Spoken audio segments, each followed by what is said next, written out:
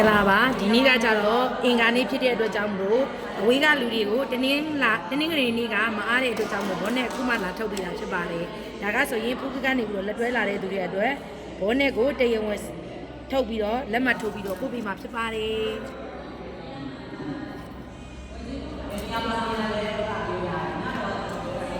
ဒါကဆိုရင်ဒီကောင်ကမှတရားဝင်ဘောနဲ့ထုတ်ပေးတာဖြစ်ပါတယ်ဘောနဲ့ထုတ်ပေးတာဖြစ်ပါတယ်โอเคပါကျေးဇူးတင်ပါတယ်ကျေးဇူးတင်ပါတယ်ဒီမှာဆိုရင်ဒါကဖူးကကနေပြီးတော့လက်တွဲလာတဲ့ကျမရေးသမားကိုဘောနဲ့ထုတ်ပေးတာဖြစ်ပါတယ်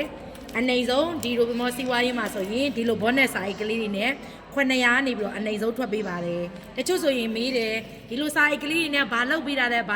ဆိုတော့ဒါဘောနဲ့ထုတ်ပေးတာဖြစ်ပါတယ်ဒါကအဝေးကနေပြီးတော့ယုံကြည်စိတ်ချတာလက်တွဲလာတဲ့ဒီလေးတွေအတွက်ဒီနေ့ဘောနဲ့ထုတ်ပေးတာဖြစ်ပါတယ်တနင်္ဂနွေနေ့ကလည်းအများကြီးကိုထုတ်ပေးပြီးဖြစ်ပါတယ်ဒါကြောင့်မလို့ကျမရေးနဲ့ပဲဖြစ်ဖြစ်စီဝါရေးနဲ့ပဲဖြစ်ဖြစ်ဝင်ရောက်လေးလာလက်တွဲလောက်ကင်ခြင်းနဲ့မောင်လေးညီမလေးဆိုရင်တနေ့ကိုအနေဆုံး900ကနေပြီးတော့စူးစမ်းခြင်းနဲ့မောင်လေးညီမလေးတွေအားလုံးအတွက်အခွင့်အရေးခွင့်လန်းဖြစ်ပါတယ်ရိုးဒီမောစီဝါရေးမှာတရားဝင်ဒီလိုကိုယ့်ရဲ့နာမည်နဲ့တရားဝင်စာအိတ်နဲ့ဘောနဲ့ထုတ်ပေးတာဖြစ်ပါတယ်အားလုံးကိုလည်းကြိုးစားပါတယ်